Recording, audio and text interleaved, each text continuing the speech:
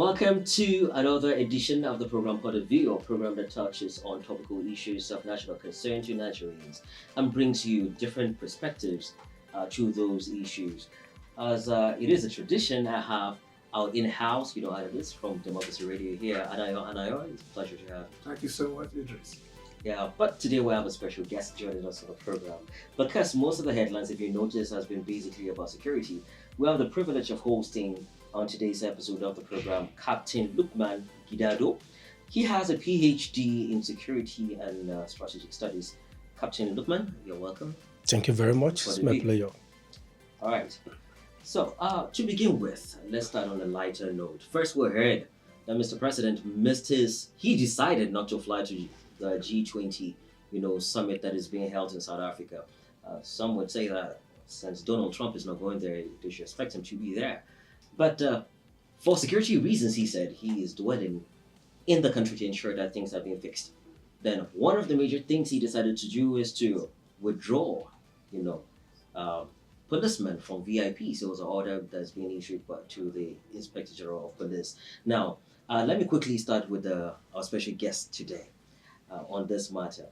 This isn't the first time. It has, I think, become like a tradition where we hear time over and over again. You hear leaders speak about that. The IGP speak about withdrawing this policeman from VIPs. Would this change any difference, or is this just a political rhetoric just being made to impress Mr. President or Donald Trump? Okay, thank you very much.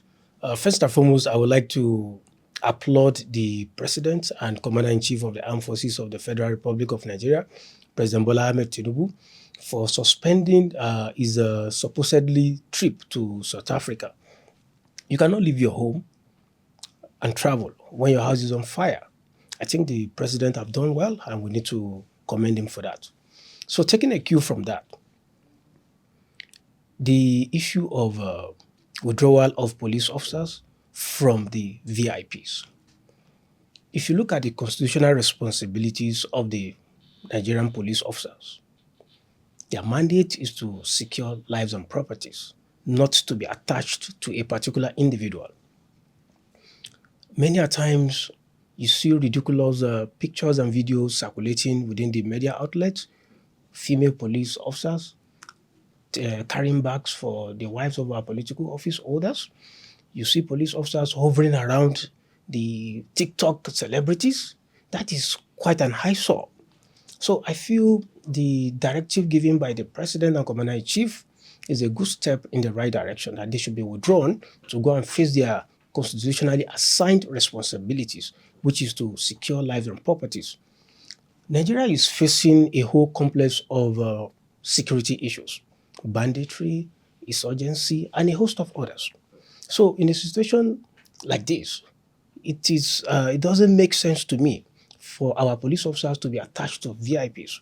We have private security guards that have gone through the processes of being approved to carry out VIP duties. I think they should take over these responsibilities. The police officers and men, should go back to their constitutional mandate. Like you said, this is not the first time we are hearing something of this nature. But at the same time, this is the first time that is coming from the president. The presidency has been, a whole lot have happened in the past regarding the withdrawal of police from VIPs. But we've never had a situation whereby it is coming from the commander-in-chief himself. But this time around, you could hear the IGP, Egbetokun, yesterday, after the security meeting with the president, he emphasized the fact that the president have given the directive that the police officers should be withdrawn immediately from VIPs. Does this have to do with shortage of personnel or something deeper than that? Maybe some protection, giving them some sort of impunity when it comes to the security guards. We've seen the situation of the FCT Minister Nyesom Wike with the security personnel who were there, and they had a face-off with a young military officer who was there. Could it be really about maybe some sort of impunity that the presence of this personnel confer on public officials, or a matter of shortage of personnel on ground to cater for the needs of ordinary Nigerians? Okay. If you look at the Nigerian security landscape, the police, who is the leading agency when it comes to issues of internal security, the NSCDC complementing the effort of the Nigerian police, the military, and other security agencies. We have shortage of manpower. If you look at the strength, the number of our security personnel, they cannot sufficiently provide security for all Nigerians. So taking a cue from that, you don't expect era of this nature whereby we are facing plethora of security issues for a particular individual to now have about 10, 20 police officers who are supposed to be in the field facing bandits and other criminal elements to be attached and be kept and be carrying bags for VIPs and public office holders. It doesn't speak well of us, especially with the current situation we find ourselves as a country. As an observer, Anayo, he had repeated, the issue of, carrying handbags. That would look like some sort of help you would like to give to your boss. Is this, how do Nigerians perceive this when you see, officers on uniform holding handbags of politicians or wives of politicians, first ladies? How do Nigerians perceive that? That's a comedy of some sort. But before I go on, let me respond to what you talked All right, about yes. President Tinubu not going to G20. Of course, it was a good thing that he didn't go to South Africa because I'm sure most of the reporters who were in Johannesburg were waiting to ask President Tinubu questions about insecurity in Nigeria. One, South Africa, I cannot describe South Africa as a very friendly nation to Nigeria. We have had xenophobic attacks from there for several times. So that's by the way. Yeah. Now, coming to the should I say tragic spectacles of policemen carrying, in fact, the male policemen, carrying handbags of wives of political office holders. Nothing can be. And that's an official duty, isn't it? That's official duty. Nothing can be more ridiculous than that. We have had Nigerian senior police officers holding umbrellas for third-rate engineers coming from Asia. Third-rate engineers who are working in Nigeria. So that has brought us to a level where the whole world will look at us as an unserious nation. So the directive to me is a very good one. That Mr. President, before now, those orders were coming from the police bosses. And there are allegations. Now, there were allegations that each time there's a new police boss, this order is given. Why?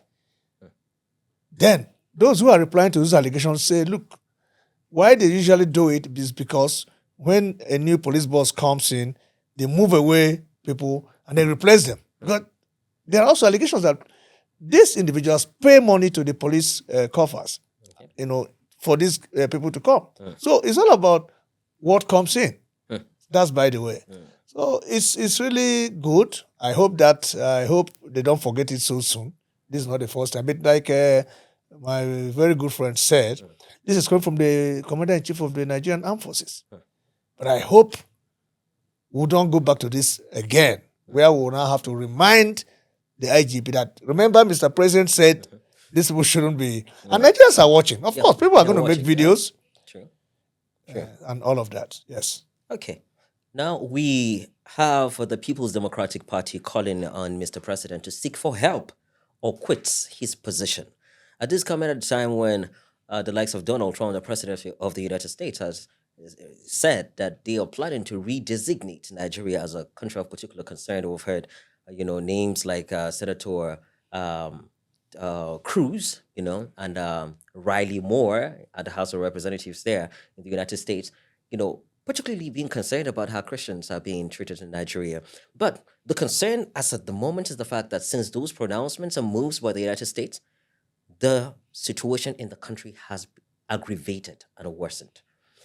Is there a relationship between what the United States is doing there, the narrative is selling, and what's happening in the country at the moment? Okay, my position on that is to implore all well-meaning Nigerians, people who will mean well for the country, to disregard whatever that is coming from President Donald Trump. Why am I saying this? Nigeria is not a state like New York and other states in the United States. Nigeria is a sovereign nation. As such, if President Trump wants to help, he should go about it in a very, very respectful and strategic way, not to be coming out and be, asserting rhetorics that can divide Nigeria even more. We are already in a fragile situation. And like I said, we need help, no doubt. The country needs help. But if you want to help Nigeria, you should foster it in such a way that it doesn't, polarize our diplomatic relationship between the United States and Nigeria. It's an eyesore, and it's very, very worrisome when you look at the United States Congress sitting about a sovereign nation as us, Nigeria, talking about us as if we are a colony of the United States. I am not disregarding the fact that we need help. We need help. But reach out to the federal government. We actually want to help sincerely. Then our armed forces, we collaborate and synergize with whatever help the United States want to bring on board, not to sit down within the confines of your comfort zone and be narrating issues that cannot the peculiarity of what is actually happening in Nigeria. The complexity of what is happening in Nigeria is differently from what the United States of America and people at the Congress are certain and painting Nigeria in a way that we are not. How do you get that information now? Because the intelligence seems to be coming from Nigerians. Nigerians took that narrative there. Okay. The social media space is an ungoverned space. Somebody can wake up and feels this is how I feel something should be. The person throw it out there. But if I want to discuss about democracy radio, and I am judging by whatever I'm seeing online, instead of reaching out to people like you, I'll be missing the point. So when I see something about a particular country, we have diplomatic ties with the United States. What I expect the United States is to reach out to our federal government. What is going on? This is what we see. Not by concluding that this is what is happening in Nigeria. For crying out loud, they are killing Christians, Muslims, and people who doesn't believe in God in Nigeria.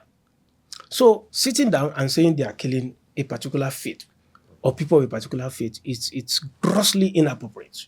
We should have reached out to our government. Our government will now... You think that was intentional? There's a motive behind it? Actually, I don't know the intention and the motive behind, such highly irresponsible statement coming from President Donald Trump. It's highly irresponsible and grossly disrespectful to us as a country and as a people. We tend to harbor a lot of criminal or terror groups in Nigeria, especially in some regions of this country.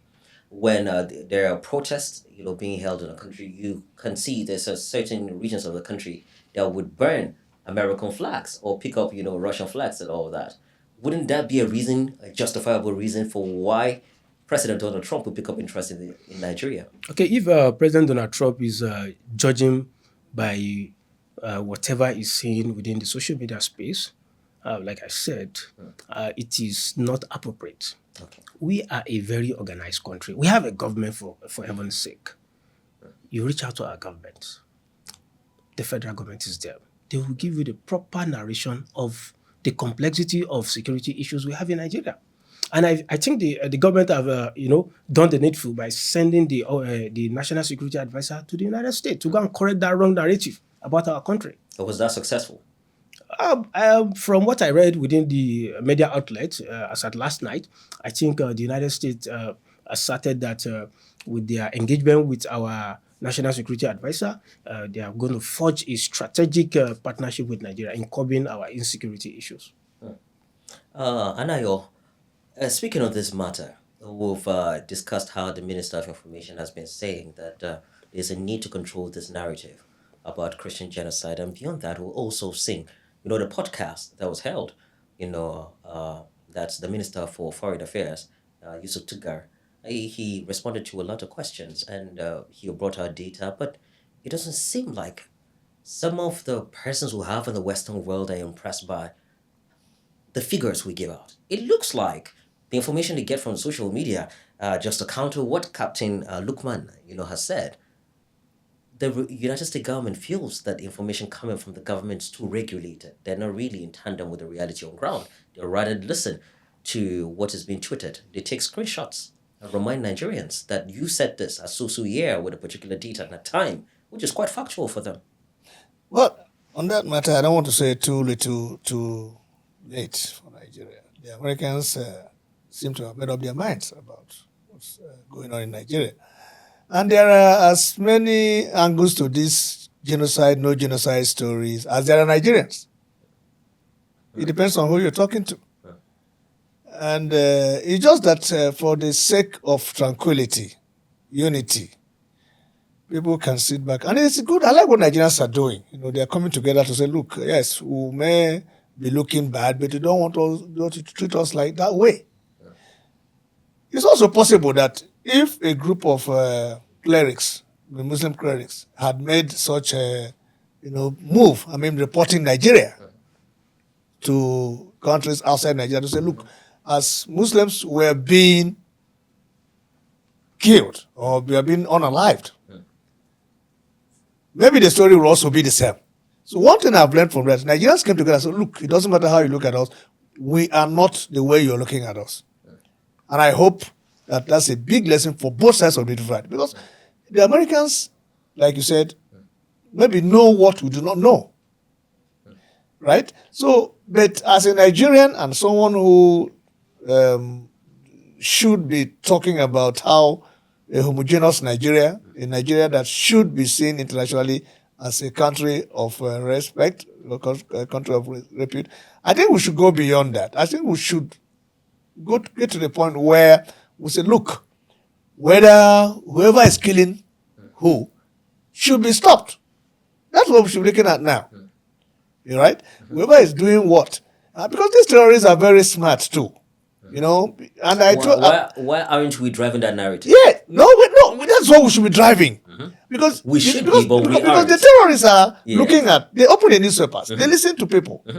Oh, if what's going to make America pay attention, because they want America to pay attention to them. And you know why? Relevance.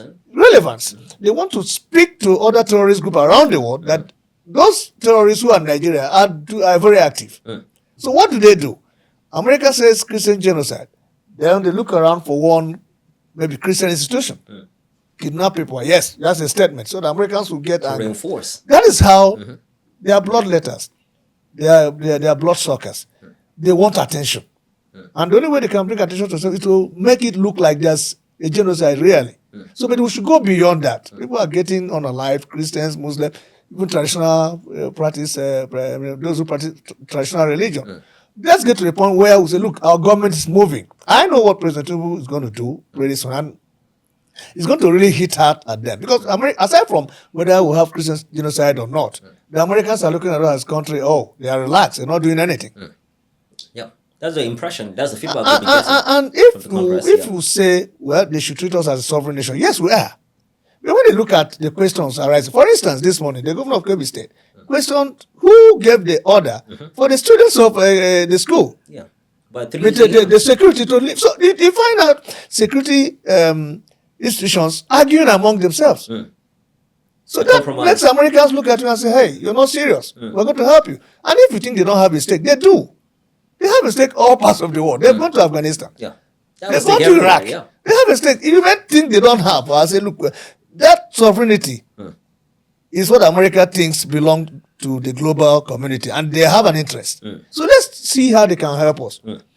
And now the question is, how? Just like you said. Well, maybe our friend can help us. Definitely, Captain Lukman. Okay. PDP said the president should seek for help or quits. So what kind of help? It's not a bad idea to seek for help. In terms of technology, we need help, no doubt. But it has to be strategic and come in a very respectful way. In that our security agencies will be the leading one, not Americans sending their troops to come and, say they want to help us in our country. Let me cast your mind back to countries whereby the United States have invaded under the umbrella of wanting to help them. Libya. Libya was better off under Gaddafi compared to what we have now. Sudan. The Americans have destabilized Sudan and other countries that I don't want to, take our time in mentioning them. So we are not saying we don't need help. The presidency can seek for help, especially in areas of technology. The combat warfare have evolved beyond, the number of personnel you deploy in combat. You can be within this space, this is your studio, and engage the adversary with drone attacks. Precision-guided equipment. You can see down here, you trace the movement of the adversary, you launch. Artillery will launch, the Air Force will launch, and you can equally launch your drone airstrikes on the adversaries. So in terms of technology, I strongly believe that we need help. So, and other areas whereby we need help include equipments and other combat enablers. Can we lead this? That's the question, because we seem to sabotage ourselves when it comes to intelligence within the ranks. Just like the question that I believe was trying to bring. It's the same question. A chief security officer of the state is asking who gave the order. Okay. My response to that, to the assertion of the Kebbi state governor, as regards who gave the military the permission to leave the scene prior to the abduction. The Safe School Initiative is a mandate of the NSCDC, not the mandate of the Nigerian Army. So it is high time we bring about a paradigm shift whereby everything that happens, we put blame on the military. The military is supposed to be the second line scale of defense, not the first line scale when it comes to internal security issues. The police with their counterpart NSCDC. As a matter of fact, NSCDC is the leading agency, though in conjunction with other security agencies.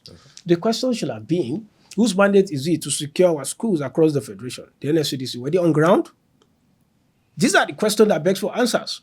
It still suggests institutional failure. So as a matter of fact, if you look at the first security chief that arrived the scene of where the abduction took place, was the chief of army staff. Is it the mandate of the army to secure our schools? The answer is no.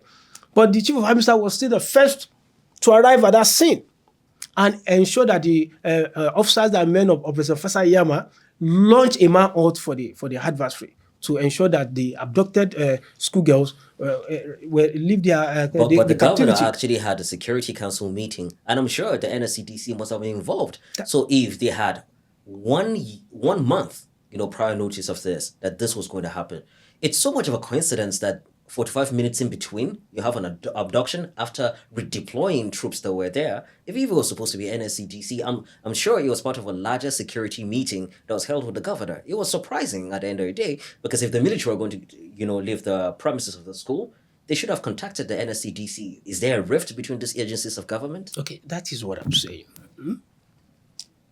Enough of paying lip services to saying that, okay, we have a mandate.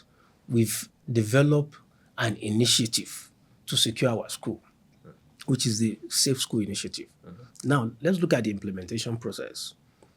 The NSCDC, have they been properly and sufficiently equipped and empowered to carry out this mandate? Do they have their men deployed around all our schools as expected? Is there a committee that have been set up to ensure this compliance? So these are issues. Enough of saying we've set up something. The implementation process will go a long way towards curbing this insecurity across our schools. More than 200 billion naira has been spent on Safe School Initiative. To who? Who's been receiving this money? We don't know. And that's why the Senate is going to probe that. Yes. But I want to say something, Captain. Had President Trump not made those comments, I'm asking myself this question: where will we be today? Maybe President Trump would have attended G20. Maybe we would have seen press releases come from the presidency. And maybe the security situation would have worsened. Yeah, maybe there wouldn't have been series of meetings that we're seeing now. So I am looking at the positive side of Trump's comment. I don't want American boots on Nigerian ground. But that comment has sparked off activity. That comment has kind of... So it was good he said what he said. I'm not even sure that Americans will want to waste their resources on coming to, droning. I mean, can support us with drones. But that particular comment has kind of shaking the system. And people are talking. You talked about interagency rivalry. It's there. Now, Captain is saying, look, the members of the civil defense well equipped? That is the same question I want to ask. Now, if this could make us come together to a table and say, NSDC, this is your job. And they are talking about vandalism. A lot of what they are doing now is vandalism, trying to check vandalization of public property. But this is your job. Civil defense. That's what, before they brought the new acronym. Yeah. Or civil defense, civil I know the defense. details of this because I've been following the Safe School Initiative. Yes. And I asked the Nigerian representative because I was at the UN House last Yeah. week. They said that it is the responsibility of the state to coordinate that. It wasn't just the question I asked about Safe School Initiative. I asked a question about homegrown school feeding program. That also has not really been going on well because there's the issue of malnutrition coming up now. Now the question is, who really is the driver? If you say it's NSCDC, that's federal government, right? No, what I mean is the Safe School Initiative Yes. funds are nowhere to be seen. And that's why the Senate last week said, we're going to probe. But I'm talking about even when we have these monies on the table, let's share it proportionately. Now it's even hard to trace it because we don't know if it's Oh, state that, government for the Safe School or federal Initiative, government. the Senate has set up a committee to look at it. And you can imagine how long the whole of the year will go. We may not get to the end of it. So did someone walk away with the entire sum made for Safe School Initiative? Talk about school feeding program. Of course, it has been Nigerianized and it's gone through the wind. I mean, through the window. So that is where we are. So there's also the issue of corruption in between. Oh, you can search me. All right, now not to not to digress too much, but last item to look at is still on security matters, and I'm glad that we have Captain Lukman here, who has a PhD in security and strategic studies. It's quite interesting that it's both security and strategic studies, so it's more long term, and you have a more holistic, understanding of this than most Nigerians that might be impulsive about making statements on securities. This issue of Kwara abductees being released. I said yesterday, 38 of them came back safe, sound. We didn't hear about exchange of gunfires, no nothing. Came back to their families. Nigerians are having mixed feelings about this. And so people are even saying the 50 that came back in Niger State also. There's no clarity to how these things are being done. This is coming at the same time where you have the former governor of Kaduna State, El Rufai, saying that 1 billion naira was being, paid to bandits to ensure safety in Kaduna State. Nigerians are feeling that there's something missing when it comes to intelligence. We're not knowing the details of this. Did money exchange hands? Or were this insurgents or terrorists or bandits or kidnappers actually attacked and these people rescued from them? Okay, let me start by what Malam Nasir Herufai said. As regards bandits were being paid or are being paid in Kaduna, Governor Uba came out to debunk such statement. That is a statement highly unexpected from somebody of El Rufai's personality.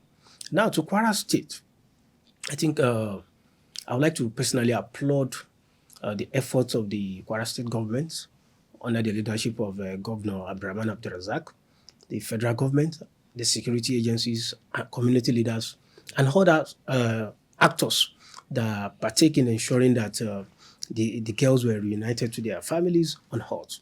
Now, the question is, what happened? What transpired? You mentioned that was there an exchange of hands? Security issues, entails dynamics that the government and security agencies will not disclose to the general public. If there were combat activities that took place in terms of exchange of gunfire, the people that are asking, is it that they want to see the pictures of the bandits or the terrorists or the criminals that abducted these school children? Whatever magic that might be performed towards ensuring that these the worshippers were united back to their families. We need more of those magics. So that the result that matters. The result is very important, very imperative, because the processes at which they were released unhurt, nobody was killed, I think is a plus. Is it that the value each head was valued at 100 million naira? The government of the day, both the Kwara State government and also the federal government, have always been preaching against paying ransom to bandits. So I don't want to believe that any amount of money was paid. But I am happy that the worshippers have been reunited back to their families. Nobody was killed and nobody was hurt. I think we should applaud the Kwara State government and, of course, the federal government in that regard. It's a milestone that needs to be applauded. Whatever happens, whatever transpired, are issues that I strongly believe they are security issues. They are beyond what the government will now put out there for all Nigerians to see. But in terms of intelligence coordination, these are perfectly worked out fine. The local intelligence gathering, the DSS, the military, the police, and other security agencies. Since the day of the abduction of those worshippers in the church in the Ruku, Ekiti local government area of Kwara State, the government have not been sleeping. The security agencies have not been sleeping. Everybody has been working assiduously towards ensuring that these people are actually, set free. And it has happened. I think we need to applaud the government. The other part that Nigerians are looking for, I think they should leave that for the government and security agencies. To handle that.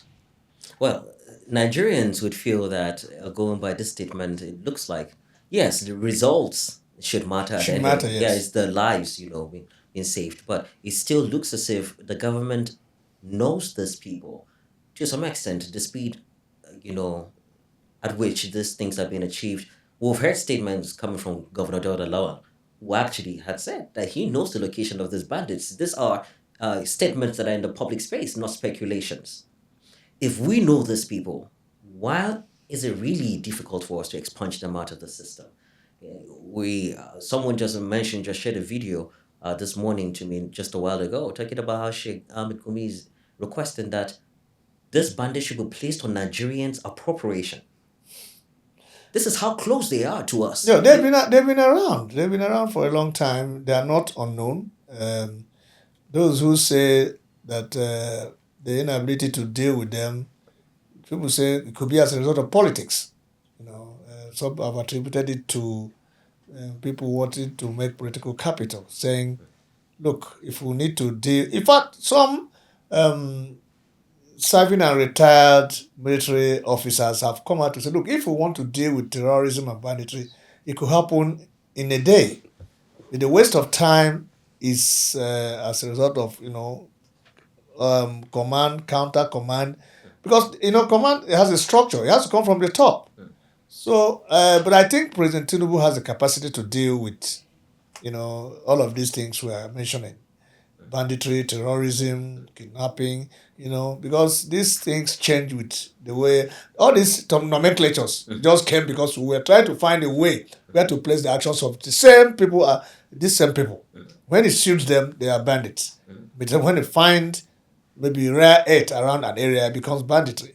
But when they don't find it, they go into kidnapping, abduction. So it's just, I'm sure there's a role. It's just criminals. These are criminals. They're just criminals. Sorry, and making people see it through the religious prism now. Because each time they release videos, they mention some things and people, I don't think that's true.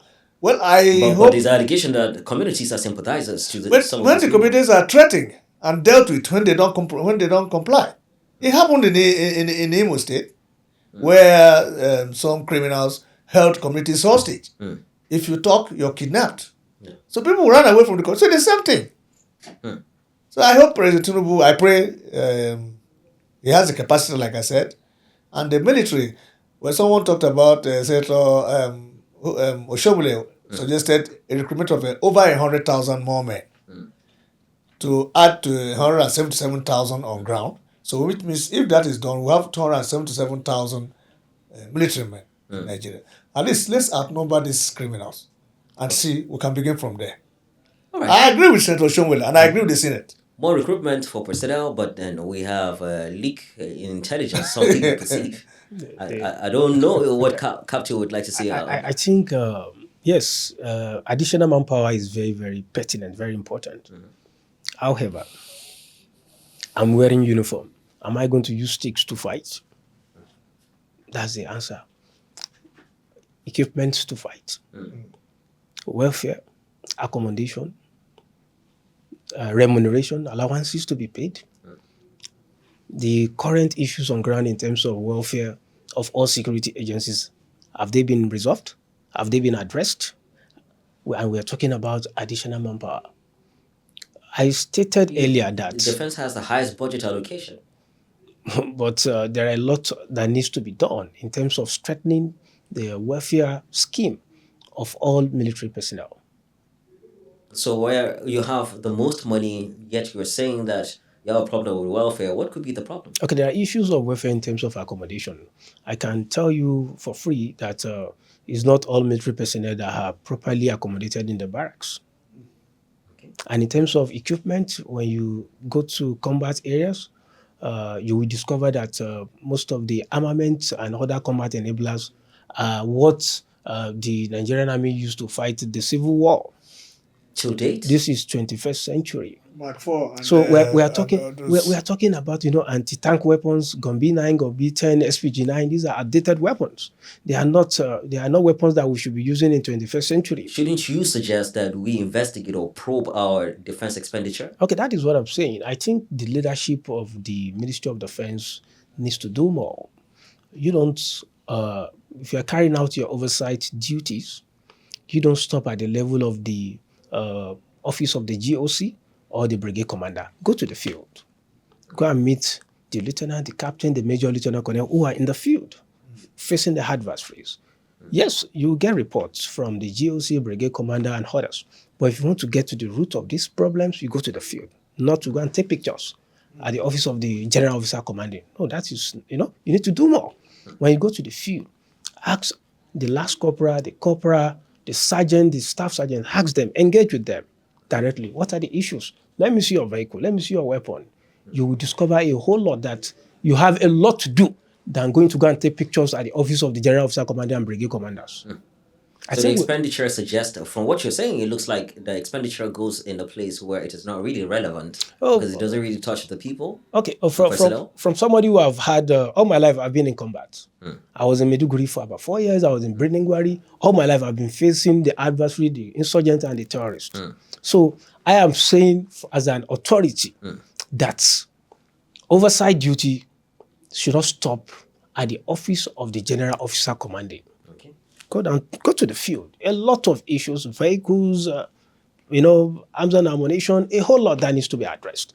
But if you stop at those higher echelon offices and they've told you what you want to hear, you feel you've been able to gather all the problems that the military personnel are facing, then you are missing the point. When you go to the field, you will see yourself. There are issues that needs to be addressed. And this is not only for the military, the police and other security agencies. Oversight functions should go to the bottom, not to stop at the top. When you talk about oversight functions, by who? Is it the National Assembly, State Houses of Assembly? Be it the National Assembly, be it at the leadership of the Ministry of Defense, oversight function, as a matter of fact and urgency, should go to the bottom, to the people in the field. If you go to, for instance, you go to the headquarters of Operation Hiding K in Maiduguri, and you are going for oversight function duties, and you stop in Maiduguri, have you performed your oversight function? Go to Pulka, go to Baba, go to Banki Junction, go to Damboa, go to Gambaru Gala, go to Baga.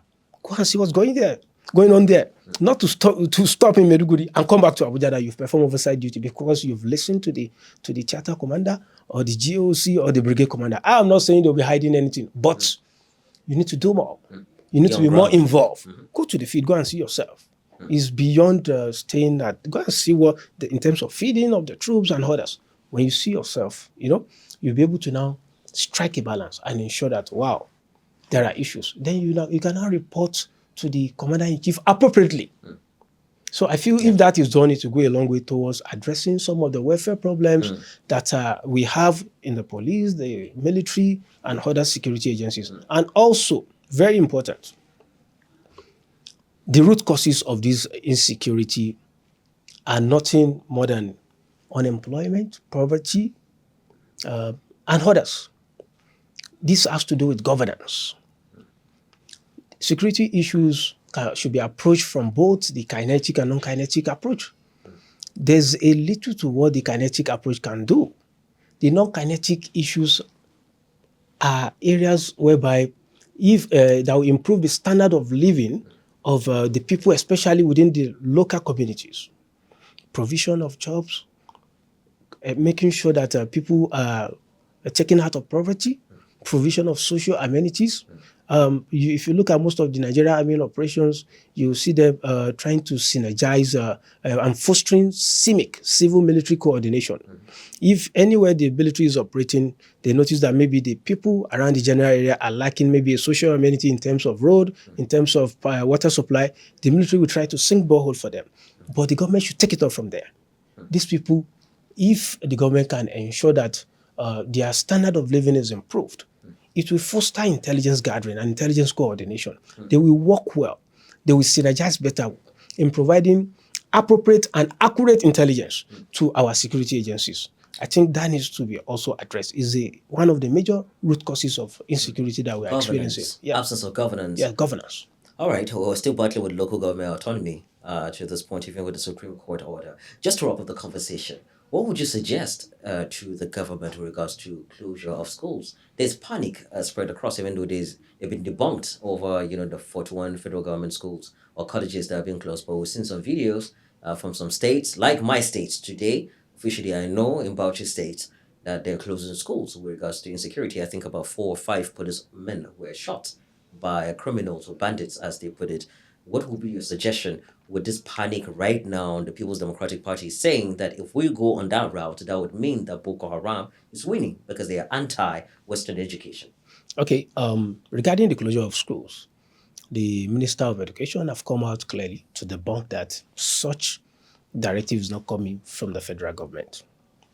Now, to reassure Nigerians and the staff and students of these schools, I think the government should ensure that adequate security personnel are deployed to secure these schools. That will go a long way in reinforcing the trust they have that they are secured. If there's panic everywhere. Everywhere is already, there's fragility, people are scared of their lives. So, and you want to reassure me that I should go back to school. What have you done to reassure me? To assure me that I'm safe? I think the government they should do more than saying that, okay, this directive is not coming from the federal government. Security operatives should be deployed to secure all our schools. If that is done, even in the event that some criminal elements want to enter the school to perpetrate their heinous crime, there are security operatives there to face them, to combat them, and take them out. So I think if the government does that, it will go a long way towards reassuring Nigerians that, no, my children or my child will be safe when they go back to school. Okay. Thank you. Anayo? I think you said it all. We should be sincere with ourselves as a country. We should set back. We should put politics aside. Share those leadership. Well, it's when you do it that the people can trust you as a government. Deal with insecurity, and people will know. Use kids' gloves, the people will also know.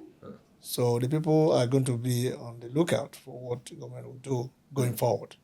That wraps it up on today's edition of the program, The Point of View. I've been speaking with Captain Lukman Gidadu, who has a PhD in security and strategic studies, military veteran, officer, security and public affairs analyst as well as a consultant. It's been a pleasure speaking with you on the program. My pleasure.